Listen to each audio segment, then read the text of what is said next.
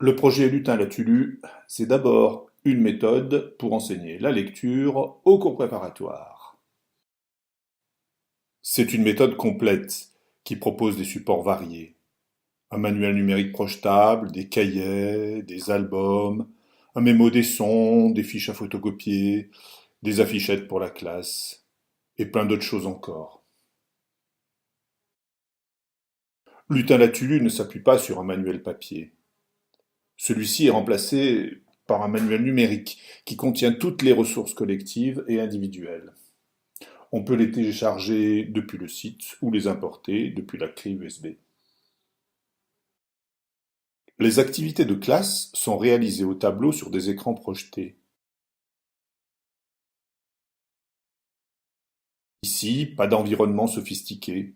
Un tableau recouvert de Velleda, associé à un vidéoprojecteur et à un ordinateur suffit à faire fonctionner l'ensemble. L'entraînement quotidien des élèves se fait sur des fiches à photocopier. Celles-ci peuvent être regroupées dans un classeur ou collées dans un cahier. Il est aussi possible de les imprimer à l'avance sous forme de livret. La méthode propose aussi plus de 500 fiches de différenciation, ainsi qu'une fiche quotidienne d'accompagnement scolaire. Lutin-Latulu sort du débat vain sur les méthodes. Elle se veut pragmatique. C'est l'enseignant qui choisit parmi la variété des outils proposés ceux qui correspondent le mieux à sa sensibilité et à ses besoins. La méthode s'appuie sur de vrais textes, en lien avec la littérature de jeunesse. On y trouve de nombreux récits, un grand nombre de documentaires, mais aussi d'autres types de textes comme des BD, des poèmes, des recettes, des fiches bricolage. Ces supports peuvent être projetés en couleur ou imprimés. Concernant l'accès au code de la langue, Lutin-Latulu propose deux approches différentes. D'une part, une approche classique, à partir d'un mémo des sons qui contient de nombreuses activités de déchiffrage. D'autre part, une approche plus en prise avec les apports de la recherche, qui valorise les ateliers d'écriture réfléchie qu'on appelle AER dans la méthode. Les cahiers sont clairs, largement illustrés. On y propose 4 exercices par jour qu'on retrouve d'une semaine sur l'autre.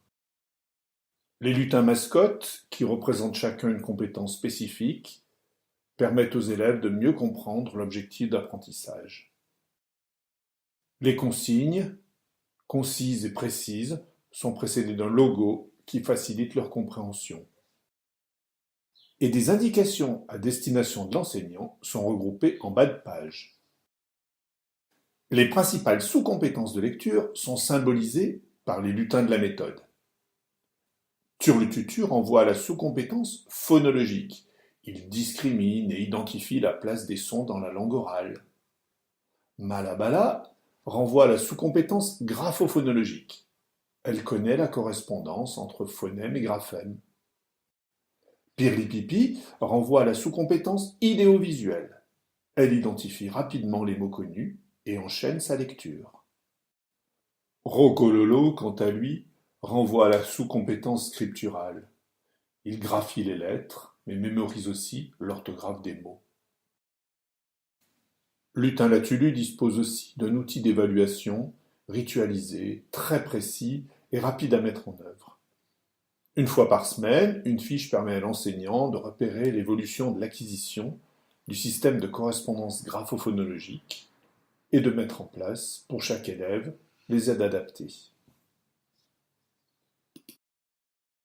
Une autre particularité de la méthode est de disposer d'une base de 500 fiches permettant la différenciation.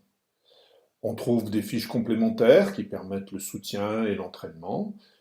Des fiches supplémentaires proposent des approfondissements et des fiches jeux fournissent des activités de repli pour les plus avancés. Les devoirs à la maison sont interdits, mais la demande sociale est souvent forte. C'est pour cela que nous avons prévu des supports d'accompagnement scolaire optionnels pour créer un lien entre l'école et les familles. Chaque fiche est composée de deux parties.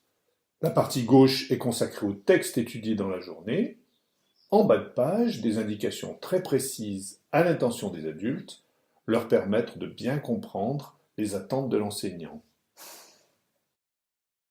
La partie droite propose 3 exercices rituels, allant du plus simple au plus complexe.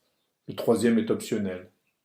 Ces exercices combinent niveau de difficulté et domaine de la langue, lettres et sons, mots, phrases. Lutin Latulu est déjà adopté par des enseignants depuis septembre 2014. Ces classes sont situées dans des milieux aux populations diverses, dont REP. Ces tests grandeur nature ont permis de valider les options choisies et d'améliorer les supports.